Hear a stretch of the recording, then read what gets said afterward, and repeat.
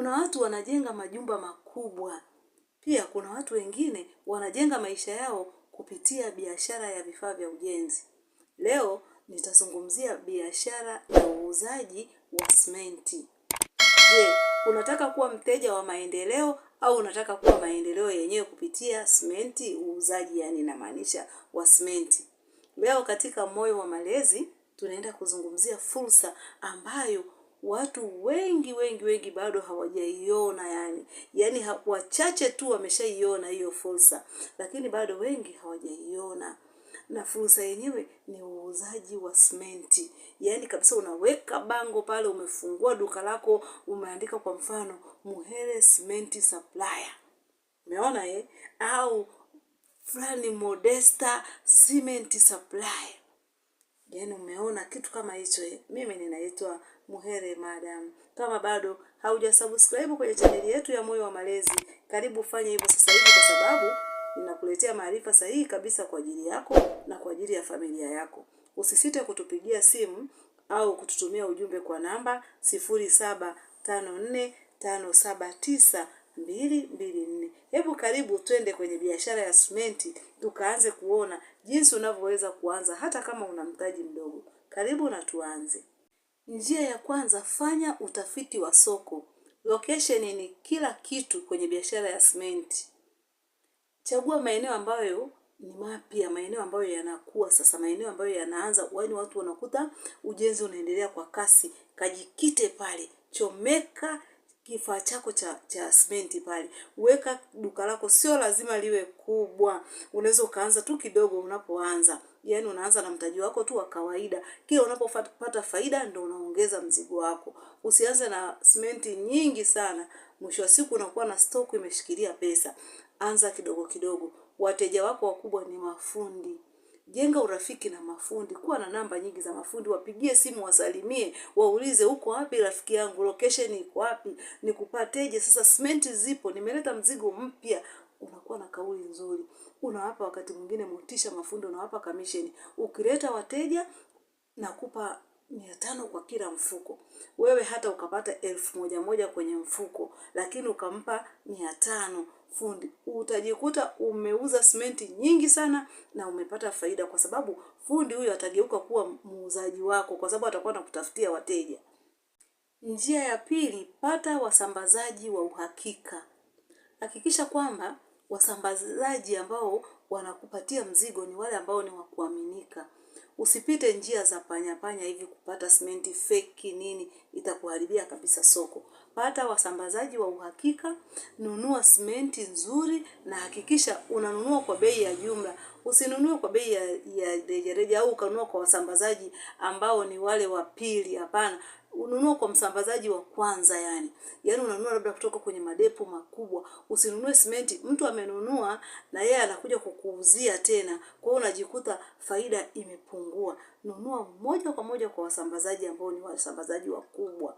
Unaponunua kwa bei ya jumla, maana yake na wewe utakuwa unapata faida, kwa sababu kama nilivyosema kwenye pointi ya kwanza, utajikuta unatoa pesa kidogo kwa mafundi ili wakutafutie, wakupe connection kwamba watu wanajenga hapo, upeleke simenti. Hakikisha unanunua kwa jumla, narudia, na hakikisha unapata wasambazaji wa kuaminika. Usinunue mizigo fake, simenti ambazo hazieleweki.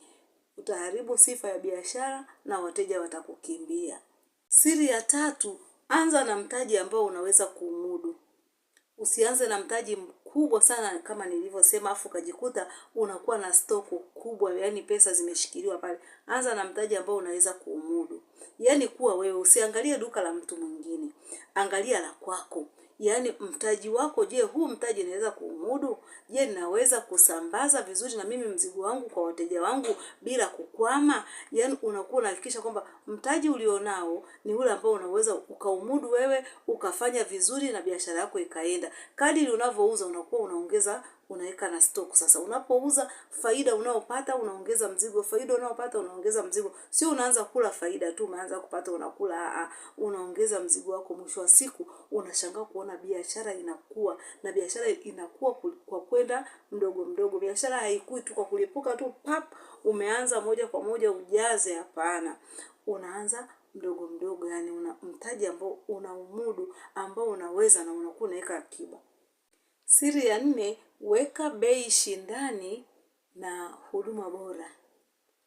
Hakikisha kwamba bei yako inakuwa ambayo ni bei nzuri, bei lakini ambayo inakulipa pia. Yaani jitofautishe na wauzaji wengine wa simenti.